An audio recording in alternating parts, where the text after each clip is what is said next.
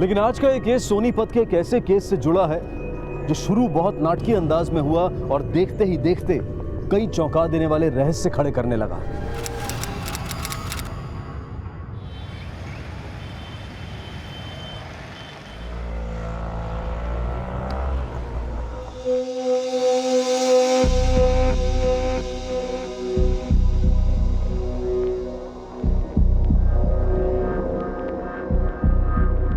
खेड़ा साहब। कैलाश बसरा जी, आप फिर आ गए? अब क्या बात हो गई? खेड़ा साहब, वो कल्याणपुर मार्केट से हमारी गाड़ी चोरी हो गई और हमें लगता है ये उसी आदमी का काम है जो कई दिनों से हमारा पीछा कर रहा है। खेड़ा साहब प्लीज हमारी मदद कीजिए, मैं जो कह रहा हूं बिल्कुल सच कह रहा हूं।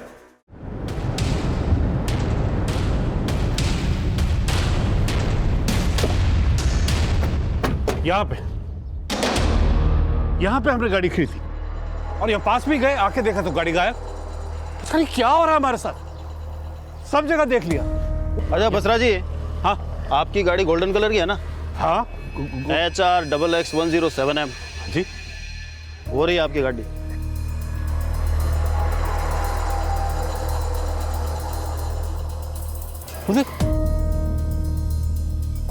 यही गाड़ी है ना आपकी?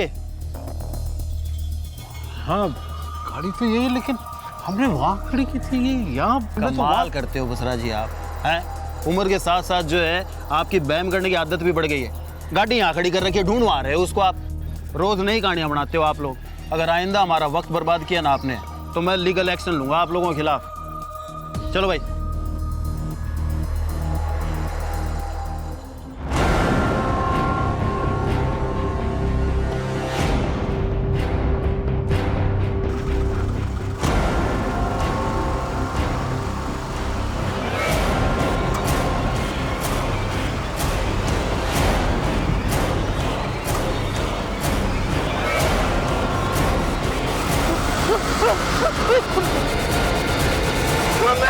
रितेश! क्या हुआ?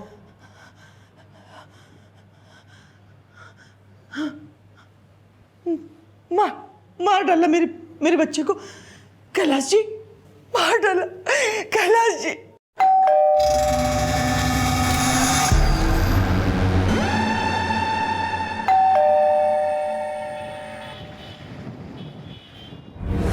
हाँ कैलाश जी, तो बोलिए क्यों मिलना चाहते थे आप मुझसे? मेरे बेटे रितेश का मर्डर हुआ है। मेरी वाइफ ने खुद सपने में देखा है। सपने में? हाँ साहब, मुझे रोज सपना आता है और सपने में मेरा बेटा भागता रहता है और मुझे आवाज देता है, कहता है मम्मी मुझे बचा लो, वो मुझे मार डालेगी मम्मी। साहब, मेरे बेटे रितेश को उसकी पत्नी मानसी नहीं मारा है साहब। एसपी साहब, हम उसे फांसी पे चढ़वाना चाहते हैं। कैलाश जी, आपकी बीवी के सपने और आपके लगने से कोई आरोपी साबित नहीं हो जाते। लेकिन सच यही है साहब कि मानसी एक बहुत ही चालाक औरत है। 12 जून की सुबह उसने फोन किया।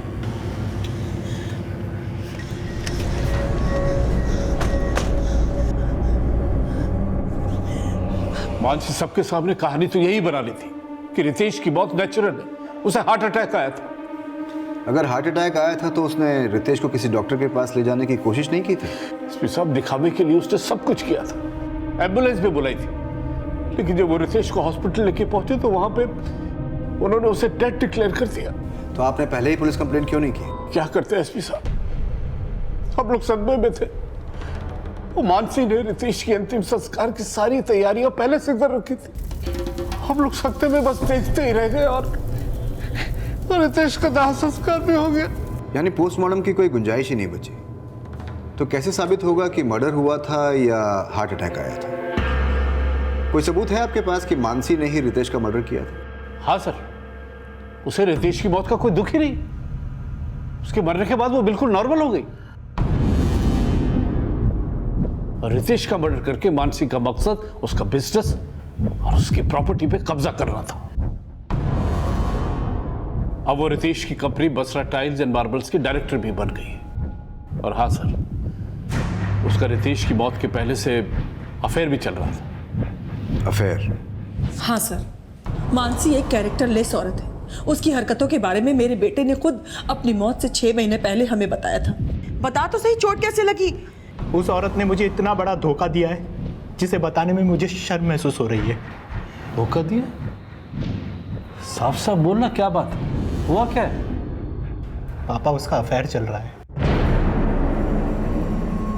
सानिया और मोंटी की खातिर मैं उसे सुधरने का मौका दे रहा हूं, लेकिन वो है कि जब अफेयर नहीं है तो मिलने क्यों जाती उससे? मैं कुछ भी करूं, तुमको उससे क्या? देखो अभी तुम्हारा बहुत हो गया। हाँ, इधर मेरे से बात, इधर बात करो मुझसे, जवाब दो। दोबारा मेरे अफेयर की बात की ना तो मैं सुसाइड कर लूंगी, और हाँ, मरूंगी नहीं, होश में आते बोलूंगी कि तुम्हारी वजह से मैंने सुसाइड किया, तुमने मुझे मजबूर किया था। आप इतना कुछ जानते थे, फिर भी आपने रितेश की मौत के बाद कोई एक्शन नहीं लिया। यही तो गलती की सर। उस औरत के नाटक ने हमें ये सोचने पे मजबूर कर दिया कि रितेश का शक उसकी गलतफहमी है, लेकिन हम लोग गलत थे। रितेश का शक एकदम सही था, और हमने उस औरत से इनडायरेक्टली पूछने की कोशिश भी की। बहू जी पापा। मुझे तुमसे एक बात पूछनी थी। हाँ जी, पूछिए। बेटा, ये रितेश को अचानक हार्ट अटैक आया, एक्चुअली वो कुछ मेडिसिन लेते थे। कैसी मेडिसिन? शायद हार्ट प्रॉब्लम से रिलेटेड मेडिसिन लेते थे। हम लोग सोनीपत के हर क्लिनिक में गए, लेकिन कहीं से पता नहीं चला कि रितेश किसी डॉक्टर से कंसल्ट कर रहा है। और 2 महीने पहले हम लोग सोनीपत पुलिस स्टेशन में भी गए। वहां पे इंस्पेक्टर खेड़ा को हमने सब कुछ बताया, लेकिन वो बोले कि देखिए, आपके लड़के का अंतिम संस्कार हो चुका है, इसलिए अब हम कुछ नहीं कर सकते। लेकिन हमने हार नहीं मानी एसपी साहब। मानसी के खिलाफ सबूत और गवाह इकट्ठे करने के लिए हम सोनीपत के हर मेडिकल स्टोर में गए, ये पता लगाने कि रितेश उनसे हार्ट की बीमारी की कोई दवाई लेता था क्या। तभी हमें लगा कि कोई हमारा पीछा कर रहा है।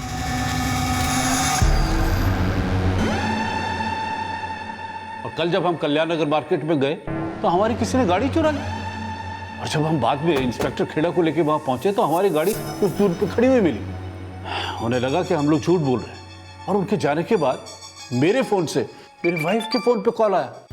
सर, हमें लगता है कि वो कॉल मानसी के लवर ने ही की होगी।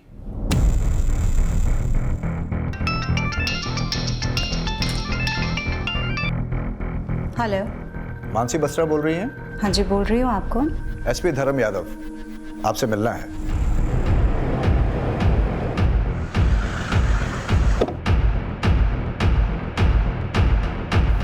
सर, मेरे सास ससुर को शक करने की आदत है। हाथ धोकर पीछे पड़ गए हैं वो मेरे। तंग आ गई हूँ मैं ये रोज रोज के ड्रामे से।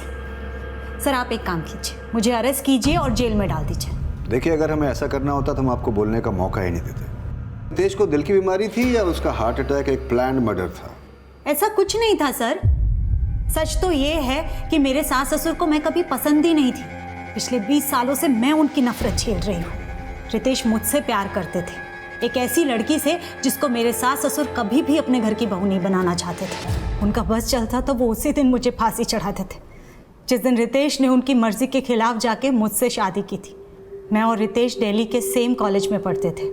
मैंने मिस दिल्ली कंपटीशन जीता था, and Ritesh was very happy. मुझे आज भी याद है जब रितेश ने मुझे पहली बार कहा था, So Miss Delhi, will you marry me? लेकिन रितेश, तुम्हारे मॉम डैड मानेंगे? You don't worry about it. मैं उन्हें मना लूंगा।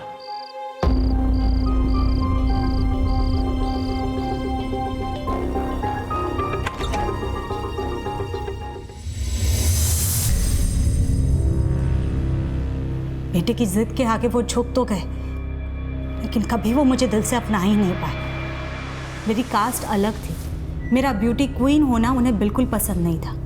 वो कभी मेरे पहनावे को लेके टोकते तो कभी मेरी सोच को। मैंने अपने सपने, अपने एम्बिशंस को भी छोड़ दिया था उनकी खुशी के लिए, लेकिन फिर भी वो मुझे दिल से अपना नहीं पाए। यहाँ तक कि मुझे और रितेश को अलग करने के लिए उन्होंने हमारे बीच मिसअंडरस्टैंडिंग क्रिएट करने की कोशिश की, लेकिन रितेश ने हमेशा मुझे सपोर्ट किया।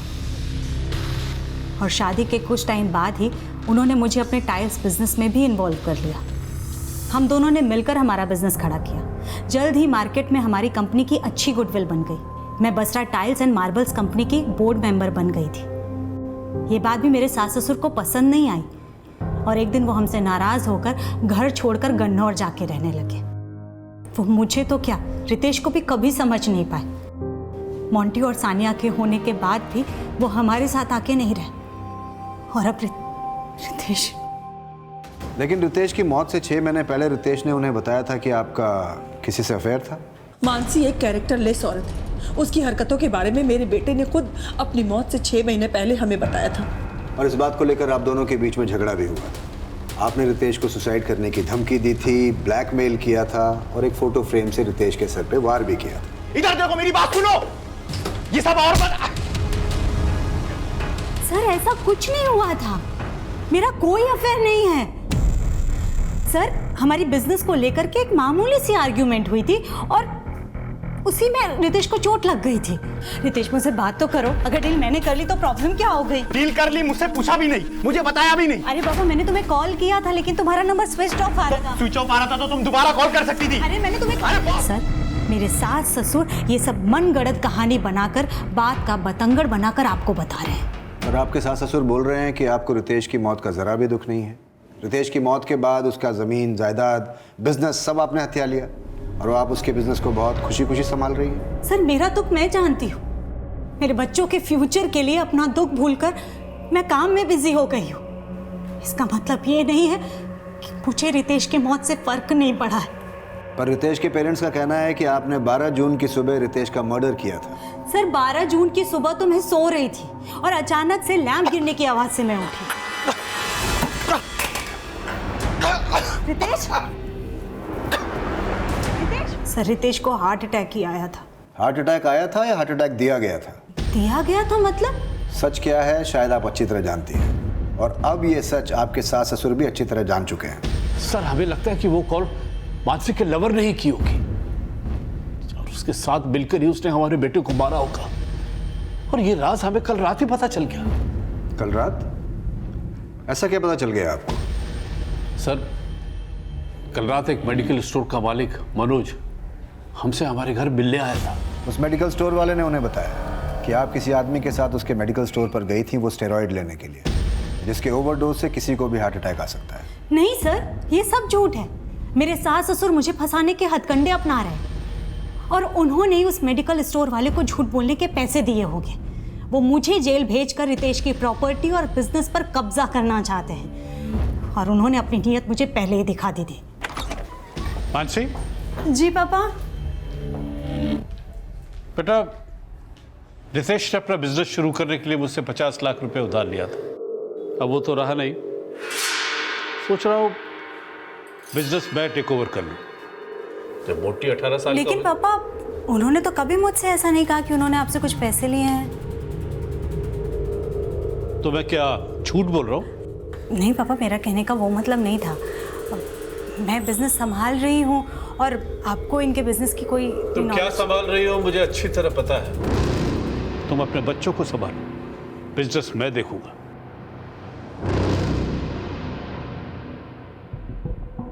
सर वो मुझे बिजनेस से दूर करके 4 दीवारी में बंद करके रखना चाहते थे, लेकिन जब मैंने ऑब्जेक्शन किया तो उनका ईगो हर्ट हो गया।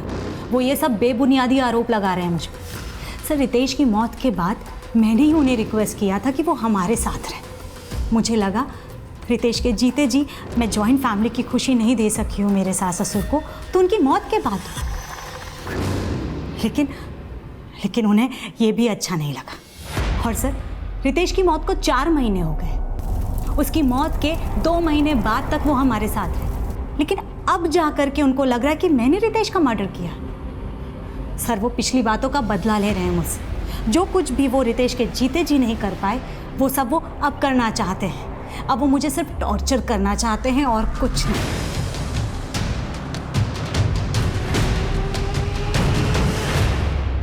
बहुत चालाक औरत है, कहीं ऐसा ना हो कि हमारे खिलाफ पुलिस को भड़का दे। कुछ नहीं कर सकती वो। रितेश के बच्चे, रितेश का घर और उसका बिजनेस हमारा होगा। चारों खाने चित होगी वो। रितेश की मौत हुए कई महीने बीत चुके थे, बॉडी का अंतिम संस्कार हो चुका था और पोस्टमार्टम की कोई गुंजाइश नहीं थी। उनका कहना था कि रितेश की मौत को हार्ट अटैक बताने वाली उसकी बीवी मानसी बसरा ने ही रितेश की हत्या की थी। वो ये सफाई दे रहे थे कि उन्हें पहले मानसी पर शक नहीं हुआ था, लेकिन अब उनका शक गहरा हो गया था। लेकिन क्या उनके दावे में कोई सच्चाई थी? उनकी लगातार मांग को देखते हुए सोनीपत पुलिस के एसपी धर्म यादव उनके शक को एक मौका देना चाहते थे। और महीनों पहले गुजर चुके रितेश बत्रा की नेचुरल डेथ के मर्डर होने की संभावना को पुख्ता करने के लिए एक स्पेशल इन्वेस्टिगेशन टीम का गठन किया गया और उसकी अगुवाई सौंपी गई क्राइम ब्रांच के इंस्पेक्टर कुलदीप हुडा को। सर, ना मैं रितेश बसरा को जानता हूँ ना मानसी बसरा को, लेकिन जब उनके पेरेंट्स मेरी शॉप पर आए और उन्होंने पूछा कि रितेश बसरा हमसे हार्ट से रिलेटेड दवाइयाँ लेता है क्या, तो मैंने उन्हें मना कर दिया। लेकिन जब वो चले गए तो मेरा एम्प्लॉय मेरे पास आया और उसने मुझे बताया। सर, वो तो रितेश बसरा की फ़ोटो थी ना? रितेश बसरा को? बसरा टाइल्स एंड मार्बल का मालिक जो है वो आई थी हमारी दुकान पे, आपको याद है? सर, उसके ऐसा कहते ही मैंने नेट पे रितेश बसरा के बारे में सर्च किया तो मुझे पता चला कि उसकी डेथ तो काफ़ी दिनों पहले हो चुकी है। और सर, मैंने नेट पे जब फिर से मानसी बसरा का फ़ोटो देखा तो मुझे याद आया कि मानसी बसरा हमारे शॉप पर आ चुकी है किसी और आदमी के साथ। जानते हो मानसी बसरा का क्या कहना है? उसका तुम्हारे बारे में यह कहना है कि उसने तुम्हारी दुकान से स्टेरॉइड्स खरीदे ही नहीं, बल्कि उसका तो यह भी कहना है कि तुम्हें यह बयान देने के लिए रितेश के पेरेंट्स ने पैसे दिए। सर, मैंने किसी से पैसे नहीं लिया सर, उल्टा उनके पेरेंट्स की एक बात तो मुझे खुद अजीब लगी। कौन सी बात? सर, उन्होंने कहा था कि रितेश लापता है, जबकि जब मैंने सर्च किया था तो मुझे पता चला था कि उसकी डेथ तो 4 महीने पहले ही हो चुकी है। रितेश के पेरेंट्स ने तुमसे यह कहा कि रितेश लापता है? जी सर, यही तो बताया था उन्होंने। दरअसल में हमारा बेटा 2 महीने से लापता है, कहीं मिल नहीं रहा। रितेश के माता पिता ने पुलिस से कहा था कि रितेश को हार्ट अटैक नहीं आया था, बल्कि उसकी बीवी मानसी ने ही उसका मर्डर किया था।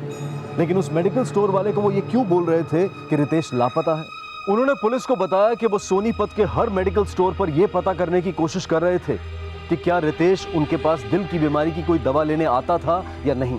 लेकिन जब बाकी मेडिकल स्टोर्स पर पूछताछ की गई तो रितेश के माता पिता की भूमिका सवालों के घेरे में आ गई। हाँ सर, ये दोनों यहाँ आए। ये हमारा बेटा है रितेश, इसे दिल की बीमारी है। इसने कभी कोई दवाई खरीदी आपसे? नहीं अंकल, लेकिन आप ये सब क्यों पूछ रहे हैं? दरअसल में हमारा बेटा 2 महीने से लापता है, कहीं मिल नहीं रहा। उन्होंने तुमसे ये बोला उनका बेटा रितेश मिल नहीं रहा है, या ये बोला था कि उसके बेटे की हत्या हो गई है? हत्या नहीं सर, ऐसा तो उन्होंने कुछ नहीं कहा। सर, कैलाश बसरा और पम्मी बसरा के कई झूठ हमारे सामने आए। कभी कहते थे गाड़ी चोरी हो गई है, कभी कहते थे मोबाइल चोरी हो गया। वो लोग आपके पास सबसे पहले कब आए थे? सर, ये कोई 2 महीने पहले आए थे वो, और वो ये कह रहे थे कि उनके लड़के रितेश का खून जो है वो उनकी बहू मानसी बसरा ने किया है। तो आपने क्या एक्शन लिया?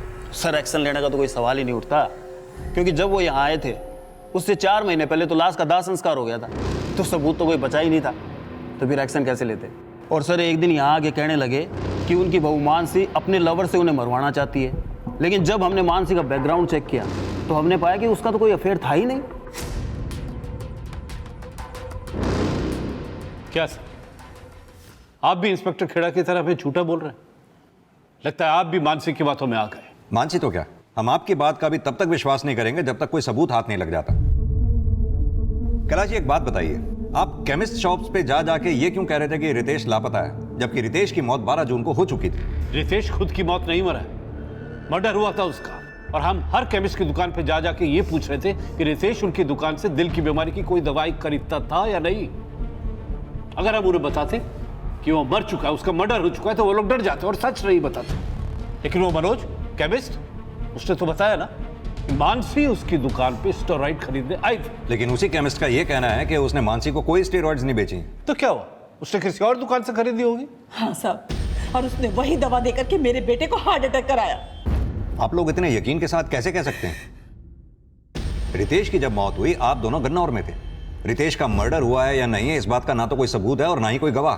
सबूत है इंस्पेक्टर साहब, रितेश के बच्चे, वो लोग जानते हैं कि उनकी मां ने ही उनके पापा का मर्डर किया है। रितेश के बच्चे? क्या कहा रितेश के बच्चों ने आपसे? रितेश की मौत के बाद दोनों एकदम मुरझा गए इंस्पेक्टर साहब। मोटी तो बच्चा है, लेकिन सानिया इस राज को जानती है, और यही कारण है कि मानसी सानिया को विदेश भेजने की कोशिश कर रही है। सानिया, क्या सोच रही हो? तुम्हें पता है ना तुम्हें अब्रॉड जाना है पढ़ने के लिए, तो ये फिजूल की बातों से अपना ध्यान हटाकर अपनी पढ़ाई पर कंसंट्रेट करो, ओके? सानिया बेटा, तुम्हारे पापा मुझसे हमेशा कहा करते थे कि तुम पढ़ाई में बहुत अच्छी हो, लेकिन उन्होंने ये कभी नहीं बताया कि तुम अब्रॉड जाके पढ़ना चाहती हो। पापा मुझे कभी दूर नहीं भेजना चाहते थे, लेकिन वो तो खुद ही हमसे दूर चले गए। तुम्हारे पापा हमसे दूर नहीं गए बेटा,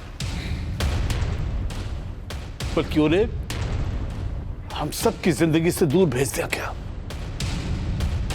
तुम्हारे पापा को हार्ट अटैक नहीं आया था ना? नहीं, उन्हें हार्ट अटैक ही आया था। बताओ बेटा, 12 जून की सुबह क्या हुआ था? तुम्हारी मम्मी ने तुम्हारे पापा का मर्डर किया था ना? बताओ। दादाजी ऐसा कुछ नहीं है, प्लीज मुझे ऐसे जाने दीजिए।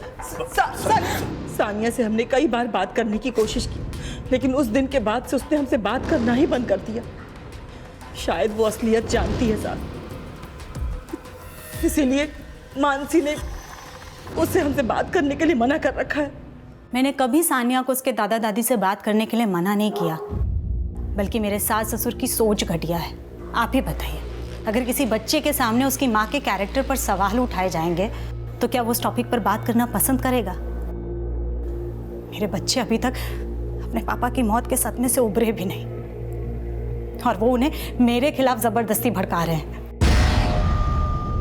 उनकी सोच इतनी घटिया है कि वो मेरी बेटी से सवाल कर रहे हैं कि मेरा अफेयर किसके साथ है। सानिया बेटा, तू जो कुछ भी जानती है ना, सब सच सच बता दे। तेरे पापा के एब्सेंस में तेरी मम्मी से मिलने के लिए कौन आदमी आता था? सानिया, सानिया बेटा, सानिया मेरी बात तो सुन। सानिया, सानिया, मोंटी, बस मम्मी जी, हद हो गई। मोंटी बेटा, तू अंदर जा। मम्मी जी, क्या हो गया है आपको? आप बच्चों से ऐसे सवाल पूछ रही हैं? हाँ तो तू ही बता दे ना, तू ही बता दे कि किस किस के साथ तेरा चक्कर है। किस कुत्ते के लिए तूने मेरे बेटे को मार डाला? बोल। मम्मी जी, आप मुझे इतना गया गुजरा समझती है? रितेश की प्रॉपर्टी के लालच में आप... लालची तो तू है, और हत्यारन भी। हमारे बेटे को मार डाला। मैं तुझे छोड़ूंगा नहीं, फांसी पे चढ़वा के रहूंगा।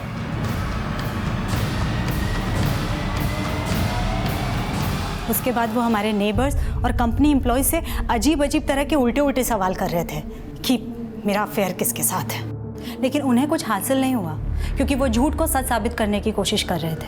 लेकिन वो केमिस्ट तो अभी भी अपने बयान पे कायम है। उसका कहना है कि आपने उसकी दुकान से स्टेरॉइड्स खरीदने की कोशिश की थी। उसका तो ये भी कहना है कि उस वक्त आपके साथ एक आदमी भी था। वहीं रितेश के पेरेंट्स को शक है कि आपका किसी के साथ अफेयर था। उनको कोई आदमी फॉलो कर रहा है जिसने उन्हें थ्रेट कॉल दी। उनका ये भी मानना है कि आपके लवर ने उनको जान से मारने की कोशिश की क्योंकि वो आपके खिलाफ सबूत इकट्ठा कर रहे थे। ये सब झूठ है, बल्कि सच तो ये है कि कोई मेरा पीछा कर रहा है।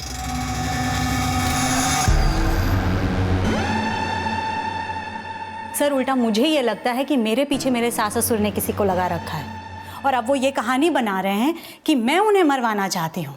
ये केमिस्ट भी उनकी गंदी साजिश का हिस्सा है। और केमिस्ट का ये कहना कि आपके साथ उस समय कोई आदमी भी था? सर, ये सब कुछ मेरे सास ससुर की रची हुई मनगढ़ंत कहानी है। वो सिर्फ ये साबित करना चाहते कि मेरा किसी के साथ अफेयर है और मैंने उसके साथ मिलकर अपने पति का मर्डर किया है। लेकिन इस बात में कितनी सच्चाई है कि रितेश एक हार्ट पेशेंट था? क्योंकि हमें ऐसे किसी डॉक्टर का पता नहीं चला जिससे रितेश कंसल्ट कर रहा था, और आपके मुताबिक रितेश हार्ट डिसीज की दवाइयां ले रहा था। हाँ सर, रितेश हार्ट से रिलेटेड प्रॉब्लम की दवाइयां ले रहे थे, लेकिन ये स्टेरॉइड का रितेश के हार्ट अटैक से क्या कनेक्शन है? और सर, मैं तो उस वक्त सो रही थी जब रितेश को हार्ट अटैक आया। रितेश, रितेश, सानिया, सानिया, सानिया, सानिया जल्दी आ, तेरे पापा को कुछ हो गया। सानिया, रितेश, रितेश क्या हो रहा है आपको? सानिया, सानिया, सानिया जा करके रस्तोगी अंकल और बलबीर अंकल को बुला कर जल्दी चल। सानिया, जल्दी फिर मैंने एम्बुलेंस बुलाने के लिए फोन किया। अंकल देखिए। क्या हुआ बेटा? बलबीर भाई साहब, देखिए ना रितेश को क्या हो गया, कुछ बोल नहीं रहे। लेकिन हॉस्पिटल ले जाते ही उन्हें डेड डिक्लेयर कर दिया गया। क्या वक्त रहा होगा जब रितेश को हार्ट अटैक आया? लगभग 6:30 बजे होंगे, और 7:30 बजे तक मैंने लॉस को इन्फॉर्म कर दिया था। वो लोग यहाँ आए, फिर हमने साथ में मिलकर उनका अंतिम संस्कार किया। सर अगर उन्हें शक था तो उन्होंने तब क्यों कुछ नहीं कहा? अब वो ये सब क्यों कर रहे हैं? आपकी बेटी सान्या कहाँ है? हमें उससे भी बात करनी है। सान्या बेटा, 12 जून की सुबह आपके पापा की डेथ हुई थी और आपकी मम्मी के मुताबिक आपके पापा को हार्ट अटैक आया था। बेटा, हम ये जानना चाहते हैं कि डेथ होने से एक रात पहले आपके पापा की सेहत कैसी थी? वो ठीक थे। इनफैक्ट वो मेरे रूम में भी आए थे। क्या बेटा तुम अभी तक पढ़ रही हो? मैंने तुमसे कहा है ना, देर रात को नहीं बल्कि सुबह जल्दी उठ के पढ़ना चाहिए, माइंड फास्ट चलता है। लेकिन मुझे पता नहीं था, जैसे अगले दिन मेरी आंखें खुलेगी तो। सानिया, सानिया जल्दी आ, तेरे पापा को कुछ हो गया। सानिया जल्दी आ। रितेश, रितेश क्या हो रहा है आपको? रितेश क्या हो रहा है? रितेश, सानिया, सानिया जा करके रस्तोगी अंकल और बलबीर अंकल को बुला कर जल्दी चल सानिया। जल्दी मैं बलबीर अंकल और रस्तोगी अंकल को लेकर आई। बेटा, जब आप बलबीर अंकल और रस्तोगी अंकल को घर लेकर आए तब आपने क्या देखा? मुझे कुछ याद नहीं है, मुझे कुछ याद नहीं है सर। सानिया ने जैसे ही बोला कि रितेश को हार्ट अटैक आया, और सर जब हम वहाँ गए मानसी तब तक एम्बुलेंस बुला चुकी थी। अच्छा, जब आप दोनों घर में गए तो रितेश की हालत कैसी थी? मतलब ऐसा कुछ देखा कि रितेश दर्द से तड़प रहा हो? अंकल देखिए। क्या हुआ बेटा? बलबीर भाई साहब देखिए ना, रितेश को क्या हो गया, कुछ बोल नहीं रहे। शायद हार्ट अटैक आया इन्हें। रितेश सर शायद एम्बुलेंस आने से पहले ही रितेश मर चुका था। उसकी बॉडी में सर कोई मूवमेंट नहीं था।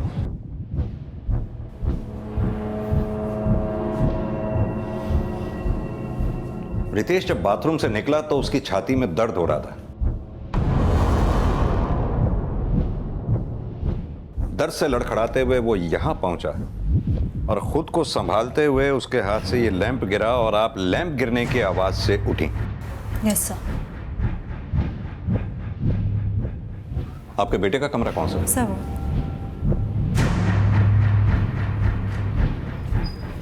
आप प्लीज यहीं रुकिए।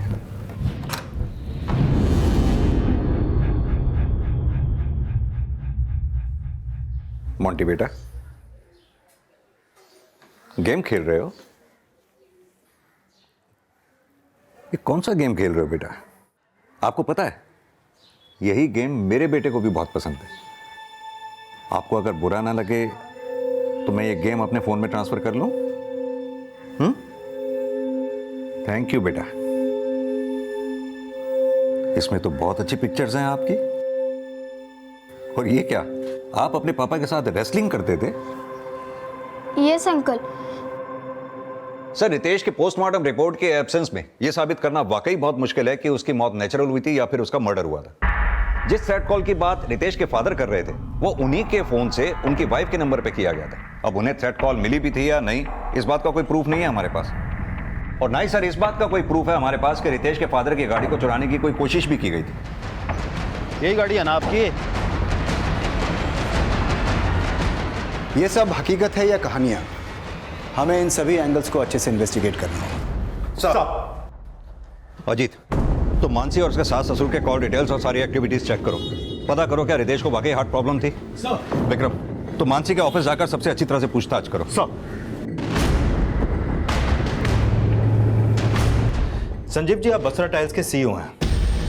कितना टाइम हो गया आपको बसरा टाइल्स के साथ काम करते हुए? करीबन 7 साल सर। इतने टाइम से आप बसरा के साथ काम कर रहे हैं, क्या आप बता सकते हैं कि रितेश बसरा की किसी से कोई दुश्मनी, बिजनेस राइवलरी या फिर किसी के साथ कोई पर्सनल इश्यू? नहीं सर, जहाँ तक मेरा नॉलेज है ऐसा तो कुछ भी नहीं था। अच्छा, ये बताइए कि रितेश बसरा के अपनी वाइफ मानसी के साथ किस तरीके के डिफरेंसेस थे? बिजनेस को लेकर उनका विजन एक जैसा ही था। In fact company was doing very well under their guidance. उनको देखकर ऐसा लगता ही नहीं था कि उनका कोई पर्सनल इश्यू हो।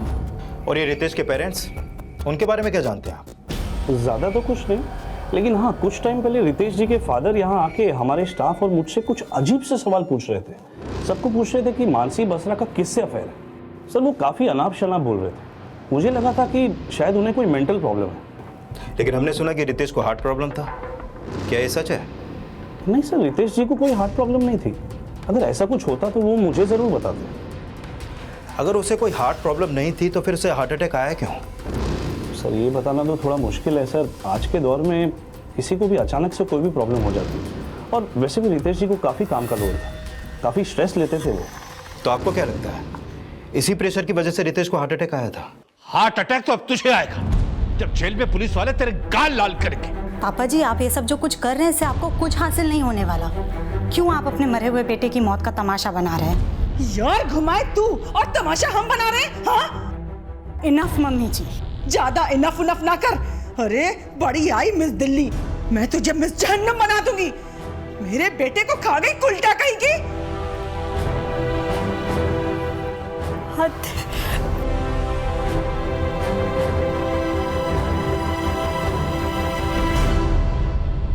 सर मैंने मानसी के कॉल रिकॉर्ड चेक किए, लेकिन ऐसा कोई लीड नहीं मिला जिससे पता चले कि उसका कोई लवर भी है। मैंने उसकी एक्टिविटीज भी चेक की। वो रोज सुबह 8 बजे अपने घर से जिम जाने के लिए निकलती है।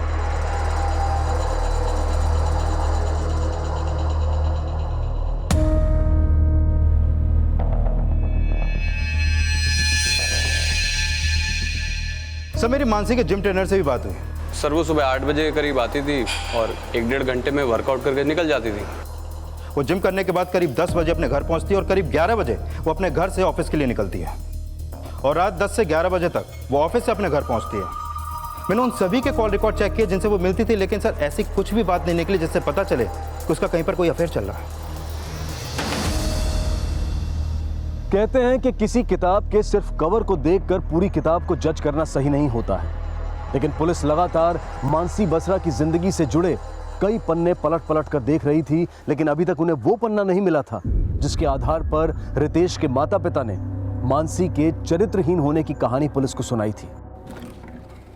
सर मैंने रितेश के फादर कैलाश के कॉल रिकॉर्ड चेक किए।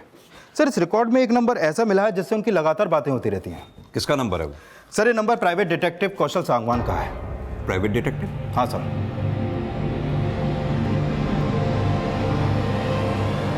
सर उल्टा मुझे ये लगता है कि मेरे पीछे मेरे सास ससुर ने किसी को लगा रखा है और अब वो ये कहानी बना रहे हैं कि मैं उन्हें मरवाना चाहती हूँ।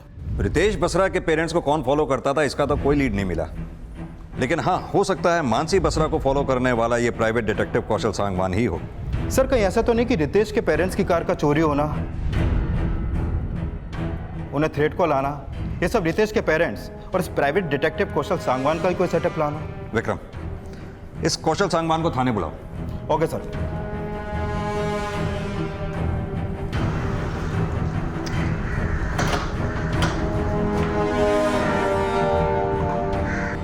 सर कैलाश बसरा जी ने मुझे हायर किया था ताकि मैं उनके बेटे रितेश बसरा के मर्डर के एविडेंस कलेक्ट कर सकूं, क्योंकि सर बिना एविडेंस के तो आप लोग भी कोई एक्शन नहीं ले रहे थे। तो फिर आपने क्या एक्शन लिया मिस्टर कौशल सांगवान? सर मैं ये पता लगाने की कोशिश कर रहा था कि मानसी बसरा का किसी से अफेयर। तो तुम मानसी बसरा को लगातार फॉलो कर रहे थे?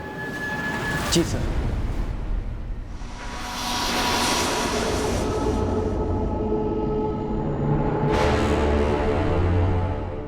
तो क्या लगता है मानसी बसरा का किसके साथ अफेयर है? सर इस बात का मुझे कोई स्ट्रॉन्ग प्रूफ नहीं मिला। और वो कौन है जो तुम्हारे क्लाइंट रितेश के पेरेंट्स को फॉलो किया करता था, थ्रेट कॉल देता था? सर मैं इस बात का भी पता नहीं लगा पाया। तो फिर पता क्या लगाया आपने? सर मैं ये पता लगाने की कोशिश कर रहा था कि 12 जून की सुबह रितेश बसरा की मौत का राज क्या है। सर मैंने 11 जून की रात से लेकर 12 जून की सुबह तक उसके घर के आसपास होने वाली हर एक्टिविटी को चेक किया। सर कल्याण नगर में एक लड़का है जो रोज़ सुबह 5:30 बजे अखबार डालने आता है।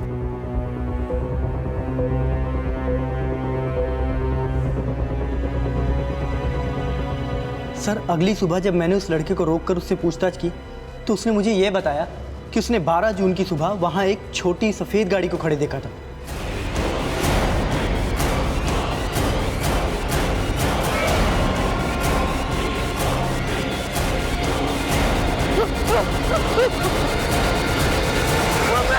रितेश! तो इस सफेद गाड़ी का वहम आपने डाला था रितेश की मां के मन में, जिसके बाद से उन्हें रोज सपना आता है कि उनके बेटे रितेश का मर्डर हुआ था। सपना? सर इस बारे में मैं कुछ नहीं जानता। लेकिन रितेश के पेरेंट्स ने खुद हमें इस सपने के बारे में बताया था। सर ये एक मां के अंदर की आवाज है सर, कोई भ्रम नहीं है। हमारे बेटे रितेश का सचमुच में मर्डर हुआ है सर। लेकिन ये मर्डर सपने में हुआ या हकीकत में? हकीकत क्या है ये आप पता लगाइए। लेकिन हमें पक्का यकीन है कि हमारे रितेश को उस मानसी नहीं मारा। तो आपको भी यही लगता है कि रितेश बसरा का मर्डर उसकी वाइफ मानसी बसरा ने किया था? देखिए सर, मैंने जितना पता लगाया था मैंने आप लोगों को बता दिया है। बाकी का सच आप लोग खुद पता लगा सकते हैं। ठीक है, जा सकते हैं आप, लेकिन जाने से पहले उस लड़के का कॉन्टैक्ट नंबर हमें दीजिए जिसने आपको उस सफ़ेद रंग की गाड़ी के बारे में बताया था। जी सर। विक्रम। साहब मैं झूठ नहीं बोल रहा, माता रानी कसम साहब, 12 जून की सुबह करीब 5:30 बजे मैंने साहब उधर एक सफ़ेद कलर की छोटी गाड़ी देखी साहब। याददाश्त बड़ी तेज है तेरी, डेट और टाइम सब याद है। कहीं ऐसा तो नहीं तेरी इस याद को ताज़ा रखने के लिए उस डिटेक्टिव कौशल सांगवान ने तुझे बादाम खिलाए? नहीं साहब, ऐसी बात नहीं है। वो क्या है ना साहब, यहाँ पे कभी कोई गाड़ी खड़ी नहीं रहती थी। उस दिन साहब यहाँ पे एक गाड़ी खड़ी देखी तो याद रह गया साहब। उस गाड़ी का नंबर तो याद होगा? नहीं साहब, नंबर तो याद नहीं है, पर सफ़ेद कलर की छोटी गाड़ी थी साहब, वो याद है। उस गाड़ी में कोई बैठा हुआ था? नहीं साहब, गाड़ी साहब बहुत दूर थी साहब, इसलिए कुछ दिखा नहीं साहब। यानी कि तुझे जितना बताने को कहा गया उतना ही तुझे याद है। अजीत सर, इसकी बाकी की सारी डिटेल्स ले लो। सर। विक्रम, अगर इस अखबार वाले की बात को सच मान लिया जाए तो क्या वाकई 12 जून की सुबह कोई सफ़ेद रंग की गाड़ी आई थी जिसमें से निकल के कोई रितेश के घर गया होगा? सर, मानसी ने बोला था कि उसकी आंख तब खुली जब रितेश को हार्ट अटैक आया था। ऐसे भी तो हो सकता है कि किलर मानसी का लवर नहीं कोई और है जो सफ़ेद गाड़ी से रितेश के घर पर आया और किसी और मोटिव से रितेश का मर्डर किया। लेकिन मानसी ने तो कहा था कि रितेश की मौत हार्ट अटैक की वजह से हुई थी। विक्रम, कहीं ऐसा तो नहीं कि रितेश को स्टेरॉइड्स के ओवरडोज देके हार्ट अटैक दिलवाया गया हो? उस केमिस्ट ने भी तो कहा था कि मानसी उसकी दुकान पे किसी आदमी के साथ स्टेरॉइड्स खरीदने के लिए आई थी। लेकिन सर, उस शॉप वाले ने स्टेरॉइड दिया नहीं था और मानसी ने माना नहीं है कि वो उस शॉप पर गई थी। एक काम करो, आसपास के लोगों से अच्छी तरह से पूछताछ करो, पता करो क्या वो सफ़ेद रंग की गाड़ी अक्सर यहाँ आया जाया करती थी। आसपास जितने भी सीसीटीवी हैं सबकी फुटेजेस खंगालो, क्या पता किसी फुटेज में वो सफ़ेद रंग की गाड़ी कैप्चर हुई है। Okay sir. क्या वाकई मानसी ने स्टेरॉइड्स खरीदने की कोशिश की थी, या फिर उस मेडिकल स्टोर ओनर का बयान रितेश के माता पिता और उनके प्राइवेट डिटेक्टिव कौशल सांगवान की कोई साजिश थी? रितेश के माता पिता को जो कॉल किया गया था, क्या वो सच्चा था या फिर साजिश? इस केस में ऐसे कई सवाल थे जिनके जवाब पुख्ता नहीं थे, लेकिन जल्द ही पुलिस को एक ऐसी लीड मिली जिसने इस केस को एक नई दिशा दे दी। सर, मैंने कल्याण नगर एरिया के 11 और 12 जून के सीसीटीवी फुटेज चेक किए जिनमें 15 वाइट छोटी गाड़ियां कैप्चर हुई हैं और मैंने हर गाड़ी का रजिस्ट्रेशन नंबर चेक किया सर। सर, इन 15 गाड़ियों में से एक गाड़ी संधू कोहली के नाम पर रजिस्टर्ड हुई है। संधू कोहली? हाँ सर, वही लोकल गुंडा जिसके खिलाफ पहले भी कई शिकायतें दर्ज हुई हैं और अभी इसका फोन भी बंद है।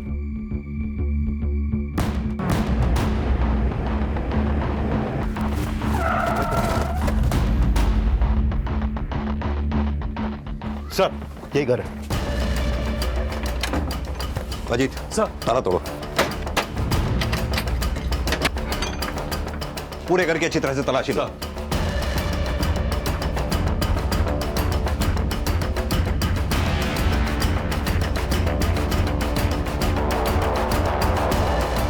एक मिनट।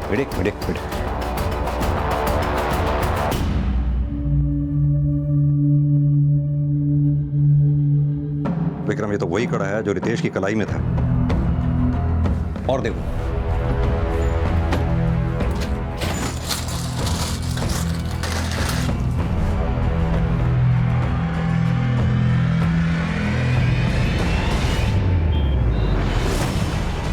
नहीं सर, हम इस आदमी को नहीं जानते।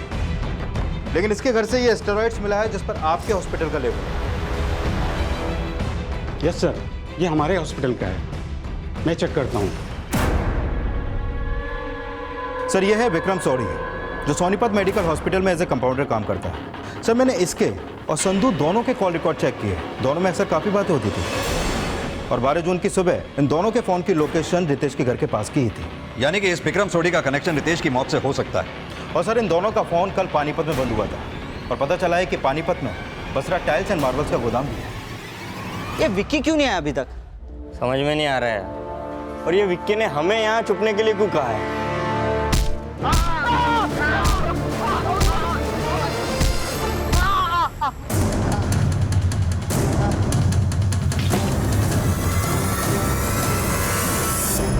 संजीव, मैं एक बिजनेस मीटिंग के लिए मलेशिया जा रही हूँ।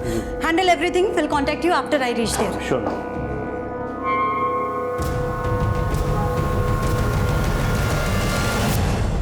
हाँ तो मानसी जी,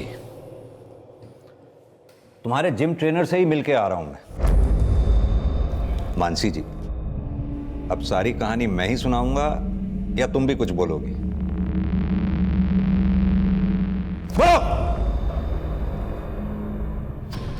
करीब 1 साल पहले मैंने जिम ज्वाइन किया था। विक्की वॉज माई ट्रेनर और मैं उसके करीब आ गई थी। लेकिन रितेश को हमारे रिलेशन के बारे में पता चल गया था।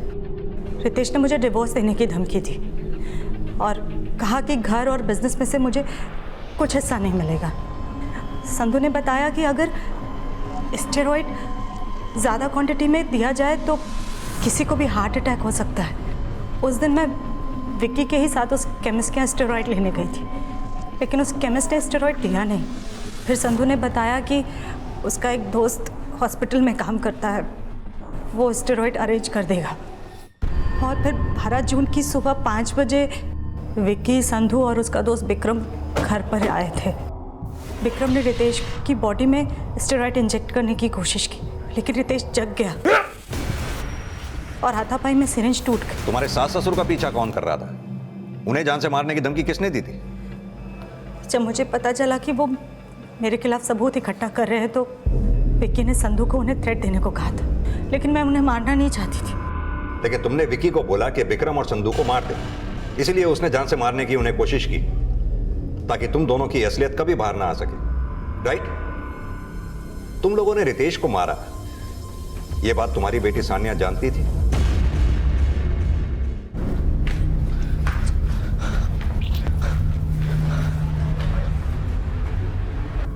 पापा, तुमने क्या कर रही हो? आपने मेरे पापा को मार दिया ना, मैं आपको जेल भेजूं। तुम मुझे जेल भिजवाओगी तो तुम्हारा अब्रॉड जाने का सपना कैसे पूरा होगा? खबरदार, अगर कभी भी किसी के भी आगे ये बात बताई तो। और अब जा करके बलबीर अंकल और रस्तोगी अंकल को बुलाओ और हाँ, उनसे कहना कि पापा को कुछ हुआ है, ठीक है? जाओ, जल्दी जाओ।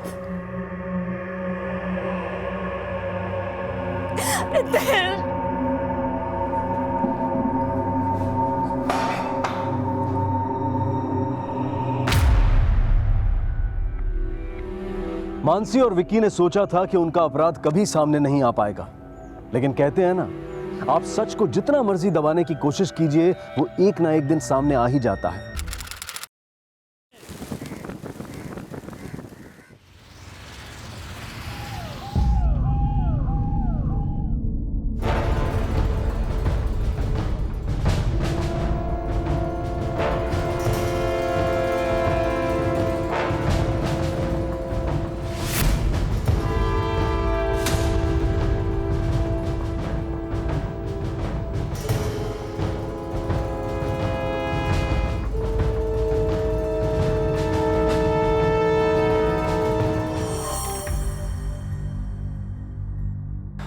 क्या हुआ?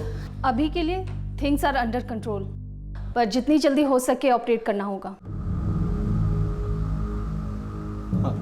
हाँ मैम, ऑपरेट कर दीजिए। ओके, आप डिपॉजिट पे कर दो, हम इमीडिएटली ऑपरेशन शुरू कर देंगे। कितना करना पड़ेगा? अभी के लिए एडवांस 50,000 डिपॉजिट करा दीजिए। 50,000? एवढे पैसे कुठून आणायचे? तू काळजी नको, मी करतो काहीतरी, और कुछ भी लगा तो मुझे फ़ोन कर, ठीक है? चिंता मत कर, मैं करता हूँ, काळजी नको, मी आलो। सांभाळ।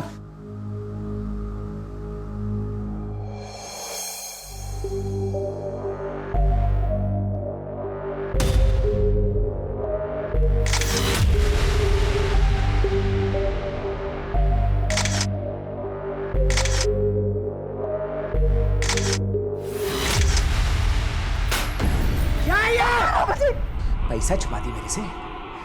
पैसा छुपाती है? नहीं, मत मारो। हिम्मत आई कहाँ से तेरे में? नहीं, नहीं, मत मारो। शानी बनती है? नहीं, शानी बनती है? नहीं, नहीं, मत मुझे मारो। नहीं मारना मुझे। अबू प्लीज जाने दो ना अम्मी को। अंदर जा।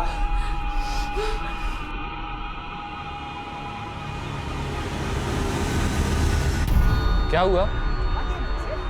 ये सारा पैसा जमा करके ऐश करेगी तू अकेले मेरे से? छोड़ना, वो लोग का रोज का लफड़ा है। चल ना, तू चल यहाँ से, आजा। याद रख, करना मत मेरे साथ ऐसा वापस। हाँ,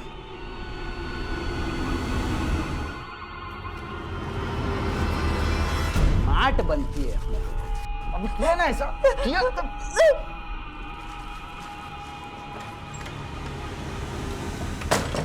अम्मी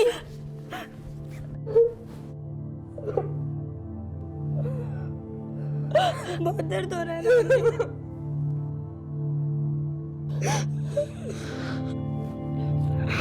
चुप कर, जल्दी कर, अम्मी की मदद कर, चल बाकी के पैसे इकट्ठे करने में।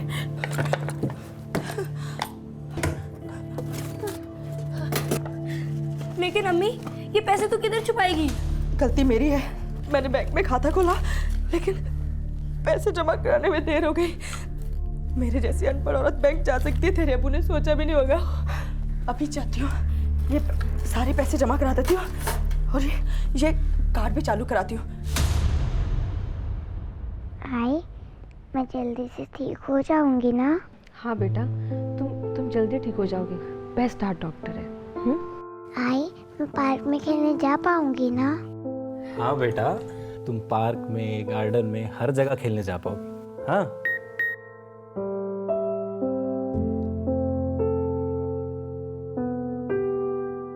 आरती, पैसे डिपॉजिट हो गए।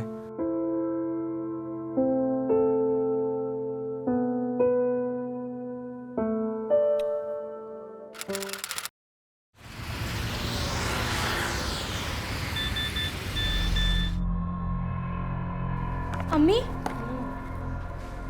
आपने अकाउंट से पैसे निकाले हैं? नहीं तो। देखो मैसेज आया है 40,000 रुपया कटने का। क्या 40,000? क्या कह रही है तू? दोबारा चेक कर, क्या कैसे चेक कर इसे? अम्मी मैंने देख लिया है, पैसे कट गए हैं। मेरे सारे पैसे चले गए। अल्लाह, ऑटो बैलेंस दिखा रहा है सर। हाँ, अरे नहीं, वो ये नेटवर्क का इश्यू होगा, बैलेंस है उसमें।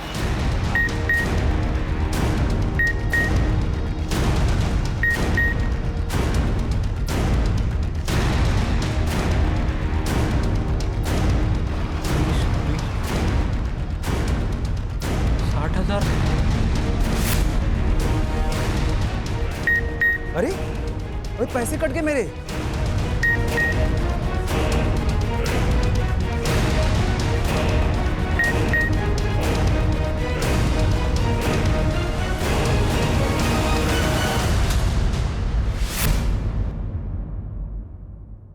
हमारी जानकारी के बगैर या हमारी अनुमति के बगैर जब हमारे बैंक अकाउंट से पैसा निकल जाने की इंफॉर्मेशन हमें मिलती है तो हम वाकई चौंक जाते हैं, सहम जाते हैं, ठगा हुआ महसूस करते हैं। और ऐसा सभी के साथ होता है, चाहे वो कोई गरीब हो और चाहे कितना भी अमीर क्यों ना हो। लेकिन बदकिस्मती से यहाँ ये इंफॉर्मेशन मिल रही थी दो ऐसे लोगों को जो खुद अपनी परेशानियों से घिरे हुए थे, किसी तरह से अपने परिवार की खातिर जूझ रहे थे, लेकिन अब उनकी वो परेशानियां बढ़ने वाली थी। उनके साथ हो रहे कुटिल खिलवाड़ की उन्हें कोई खबर नहीं थी। लेकिन खाता पूरा खाली है सर। वो तो मुझे सिस्टम में दिख रहा है, लेकिन इसमें हमारा कोई फॉल्ट नहीं है। आपने किसी को पासवर्ड दिया है क्या? लिफाफा दिया होगा या कार्ड दिया होगा? देखिए, इसमें बैंक कुछ नहीं कर सकते। फिर वही बात, मैं आपको बोल रही हूँ, मैंने किसी को कोई कार्ड नहीं दिया, कोई लिफाफा नहीं दिया, कुछ नहीं बताया किसी को। खाता आपके बैंक में है, आपकी जिम्मेदारी है ये। सर देखिए, आप मेरी बात समझ नहीं रहे। मेरी बच्ची अस्पताल में, वो पैसे मेरे लिए बहुत इंपॉर्टेंट है। ऐसे कैसे कट हो सकते हैं पैसे अकाउंट से? मिस्टर राणे, देखिए, पैसे ऐसे ही नहीं निकलते। सिस्टम चेक किया हमने, सिस्टम का कोई फॉल्ट नहीं है। इसका फॉल्ट है ये। किसी ने निकाले हैं ये पैसे आपके अकाउंट से। क्या? पुलिस का मैटर है ये। अब देखिए, अगर आपको कंप्लेन लिखाना है तो पुलिस में जाइए आप। सर मेरे अकाउंट से पैसे कट गए, पता ही नहीं चला सर। ये देखिए मैसेज भी आया सर, देखिए। चलिए प्लीज सर कंप्लेंट लिखिए सर। हाँ, मैं पूरा दिन मेरे काम पे ही थी और कार्ड भी मेरे पास ही था, तो ऐसे कैसे मेरे अकाउंट से पैसे कट सकते हैं? मेरे साथ भी ऐसे ही हुआ है मैम, मेरे अकाउंट से भी पैसे कटे हैं। आपने किसी को दिया एटीएम कार्ड? किसी को नहीं दिया सर।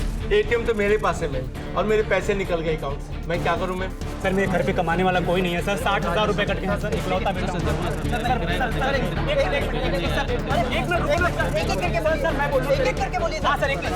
मैंने मेरे फैमिली को भेजने के लिए रखे थे पैसे, सारे के सारे कट गए। आपने अपना कार्ड आखिरी बार कब और कहाँ यूज किया था? बोरीवली में ITI बैंक के ATM में कार्ड यूज किया था। मैंने अपना ये कार्ड बोरीवली के ITI बैंक के ATM में यूज किया था सर। बोरीवली के ITI बैंक के ATM से पैसे निकाले थे। बोरीवली में ITI बैंक के ATM से पैसे निकाले थे। ITI बैंक के ATM में। आपने किसी को अपना पिन या पासवर्ड बताया था? नहीं। कितने पैसे कटे? 60,000 रुपए से। 35,000, 15,000, 20,000, 10,000, 75,000 रुपए कट गए मैडम। देखिए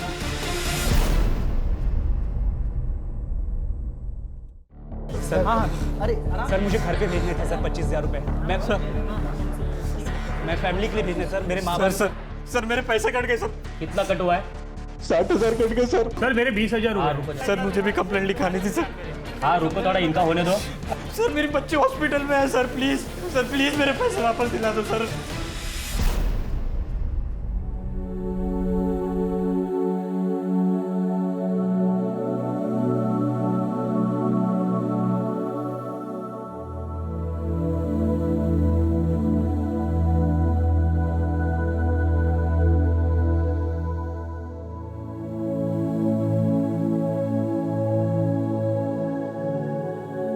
क्या हुआ अम्मी? पैसे वापस नहीं मिले? बैंक वाले कह रहे हैं कि पुलिस में जाओ करके। पुलिस में गई तो तेरे अब्बू मुझे मार देंगे। मैंने सोचा था बैंक में पैसे रखूंगी तो वहां महफूज रहेंगे, लेकिन वहां भी